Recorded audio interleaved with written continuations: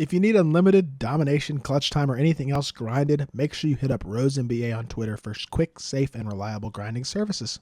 Yo, what is good, YouTube, and welcome back to another JC2K video. In today's video, we're going to be ranking the best small forwards in NBA 2K23 MyTEAM here on a tier list.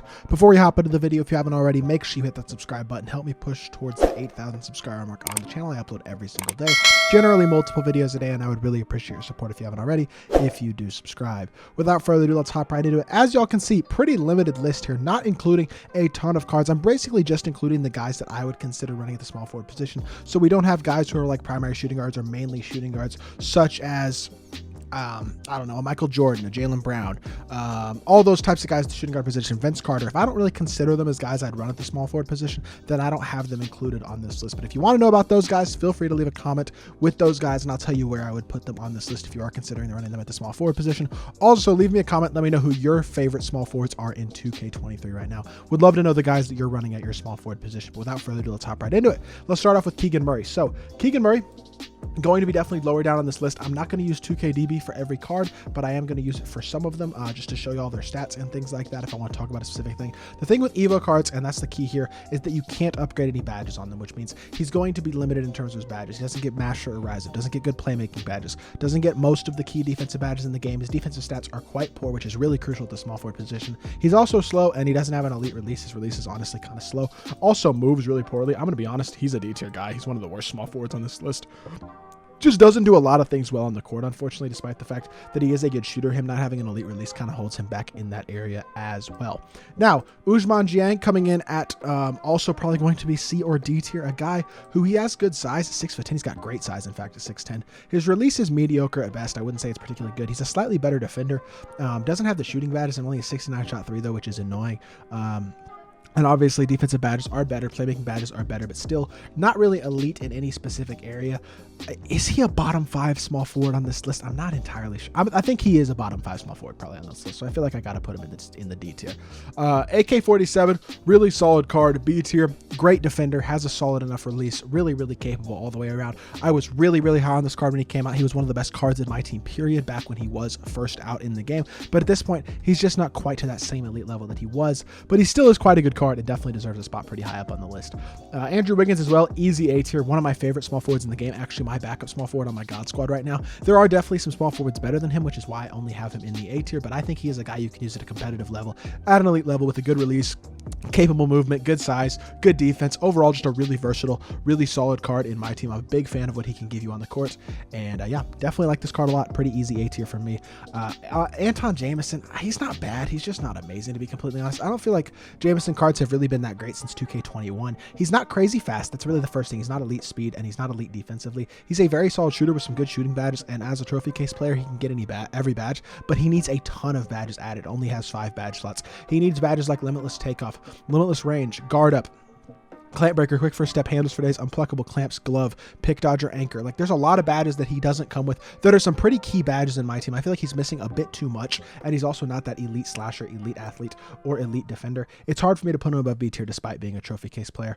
Actually, I'm going to move him down to C tier, I'm going to be completely honest, because his defense is super crucial, and he's not elite in that area. So Brandon Ingram probably goes B tier. I think he's a very, very solid card. I've seen some people who are pretty high on this card, but every time I play against him, I'm never all that impressed with him. Another guy who's not elite athletically or an elite defender, but is a really good shooter with a solid release, can playmake pretty solidly as well. Again, needs a lot of defensive badges, but he does have really good playmaking and finishing and shooting badges already. Just needs badges like Limitless Range, and then you could add a Pluckable or something like that, but definitely would go like Anchor, Clamps, Glove to help him out on the defensive end. Also a shoe would be nice on the interior, but I do think overall Brandon Ingram, probably a better card than Anton Jamison, deserves a spot in the B tier. Carmelo's going A tier. I struggle. I would really like to put him S tier, but I just can't because he doesn't play very much defense, and at small forward, like I said, that's crucial. But for me, if you're running Carmelo next to a lock at the 2, whether that be a Jimmy Butler, an Andre Iguodala, the variety cards, Michael Jordan, there's a lot of guys that you can run, or if you're running Carmelo at the 4, which he'll be on the power forward tier list as well, I really think his defense becomes a little bit less of an issue. He is, I mean, almost a liability defensively, but he's so good offensively with one of the best releases in the game, the ability to be a secondary ball handler, normal fade, elite shooting, just so good that it makes up for the fact that he's not that elite defender, and sometimes he surprises me on defense. I'll give him that. He'll play some defense that definitely surprises me, and a very good card all the way around. Draymond Green, elite card. He's got even really good movement. The problem is his release is on slow, because if you look at Draymond, everything about the card is amazing besides that release being on slow. Elite all-around defender, can shoot the three, not an amazing dunker, but I can live with it. Hoff bully is amazing, really good all-around defensive badges. Hoff anchor is incredible for a lockdown. His release is just on slow, and it kills him because everything else, even the MJ dribble style, he does everything well. It's just that release on slow. It makes it impossible for me to put him S tier, despite the fact that I really do think he is quite a good card in my team. So now we got Elgin Baylor. Pretty easy D tier. This card just isn't very good. He doesn't have great size, doesn't have a great jumper, doesn't have amazing stats and badges, just not very good. Franz Wagner, I'll be completely honest, I literally have not looked at this card once, so I have no idea how he compares to the other guys that we have in D tier so far. 84 speed and excel, 88 shot 3, 85 driving dunks, solid enough defensive stats, good shooting badges, doesn't get limitless, but he's got some good defensive badges as well. Can get quick first step, capable finisher, can get rise up. Jumper, Franz Wagner's release. He's the only one with that release, so I don't know how it is, but MJ dribble style is really good. Assuming his release is pretty good, he's a budget card, but I think he's C tier. If his release sucks, it's D tier, but I haven't used the card, so I don't know for sure. So for now, we are going to put him in that C tier. Gordon Hayward. I like this Gordon Hayward card. I really do, but I do think no, yeah, there's just so many good small forwards. I feel like I'm gonna have to put some guys lower than I want to. Like I might have to move Draymond down because of how poor his release is. Gordon Hayward is an elite shooter with a really good release, a capable all-around defender, has decent athleticism, and can dunk the ball at a pretty high level.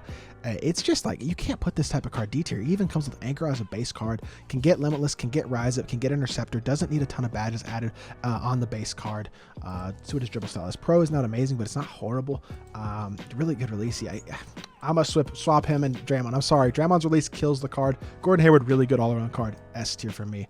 James Worthy's a pretty easy S tier. He plays defense at a super high level. One of the best finishers in the game. A super smooth butter release and great size at 6'9" at the small forward position. Really easy S tier for me. Another guy who is probably S tier as well is going to be Jason Tatum. As much as I think... I don't know. He's got an elite release, like one of the best releases in the game, period. Hoff guard up is amazing on him. Plays really solid defense. Hoff posterizer, really good slasher. Just another really versatile, really good small forward. Not as good as a guy like James Worthy, but still phenomenal. Jimmy Butler, also obviously an S tier. One of the best defensive cards, if not the best defensive card, period, in my team right now, coming with a ton of incredible defensive badges. The ability to get all the badges added that he needs as well, like Limitless Rage, Age at 3, Anchor, handles for days are unpluckable, rise up, things like that. 92 speed and excel, really good dunker, a really good shooter, incredible all-around defender, can move a bit and has a really solid release. I know it's ugly, but it's super easy to green, and it's pretty quick. I just think he's one of the best cards in the game, period. Another pretty easy S tier. Kawhi Leonard.